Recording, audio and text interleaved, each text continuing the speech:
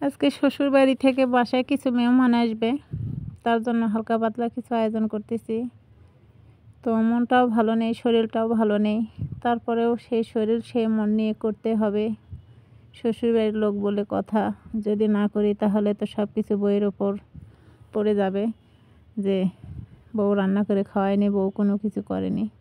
তো তার জন্য আমি হালকা পাতলা কোনো একটু আয়োজন করছি। তো কি আর আছে আমাকে সহযোগিতা করার, একাই এক হাত দিয়ে সব কিছু করা লাগতেছে। তো আমি মাছ ভেজে নিচ্ছি, এদিকে রোস্টগুলো সেগুলো আমি ভেজে নিয়েছি, আর মাছগুলো মেখে রেখেছিলাম সেটাও ভেজে নিচ্ছি। একে একে সবগুলাই আস্তে আস্তে করতে হবে, কি আর করার।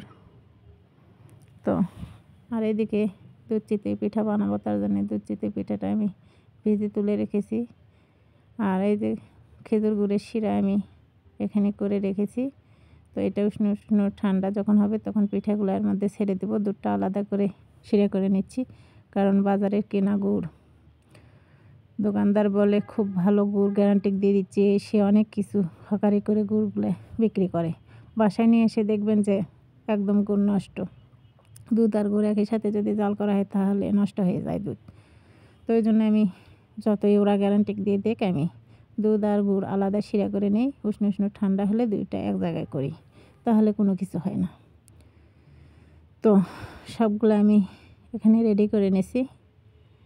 এখন এই যে এখানে গরুর মাংসটা কষায় নিচ্ছি। মাছগুলো চুলার উপর হচ্ছে, একে একে এক হাত দিয়ে করার জন্য সব আস্তে আস্তে করতেছি। আর আমার এক হাত দিয়ে করতেই ভালো লাগে, একা একা করতেই ভালো লাগে। কে আসে এর মধ্যে ঘুরঘুর করবে, কি করবে এগুলো ভালো লাগে না। তো ডিমগুলো তেলে দিয়ে নিচ্ছি। ডিমগুলো হালকা করে আমি ভেজে নেব।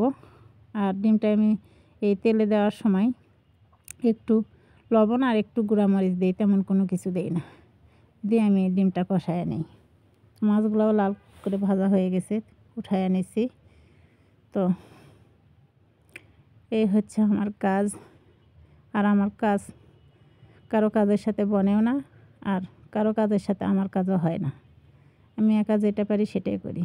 তো গুড়ের শিরার মধ্যে পিঠাগুলো আমি গোতাতে গোতাতে ডুবাইয়া দিছি। ওরা একদম ডুবে গেছে। এখন কিছুক্ষণ পরে আমি দুধ অ্যাড করব এখানে। আর এখানে এই যে রোস্টগুলো হয়ে গেছে, গরুর মাংস হয়ে গেছে, সব কিছু হয়ে গেছে আমার এখানে, সব কিছু রেডি। এখন মেহমান আসলে আমি আস্তে আস্তে খেতে দেব। তো মেহমান আসার পর যদি আমি কাজ করি তাহলে আমার কাজ এলোমেলো হয়ে যায়। এখানে মাছটাও কষে নিছি, ভুনা করে নিছি।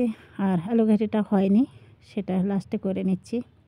তো শুকনা মরিচ দিয়ে আলু ঘাটি আমার তেমনটা ভালো লাগে না। তো লোকজন খাবে জন্য শুকনা মরিচ দিয়ে করলাম, হয়তো ফেসা লাগবে কাঁচামরিচ দেওয়া, ওই জন্য শুকনা মরিচ দিয়ে করলাম, একটু যেন কালার আসে।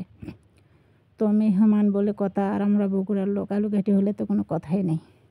তো আজকের আয়োজনটা কেমন হয়েছে অবশ্যই আপনারা কমেন্ট করে জানাবেন বোনটারে।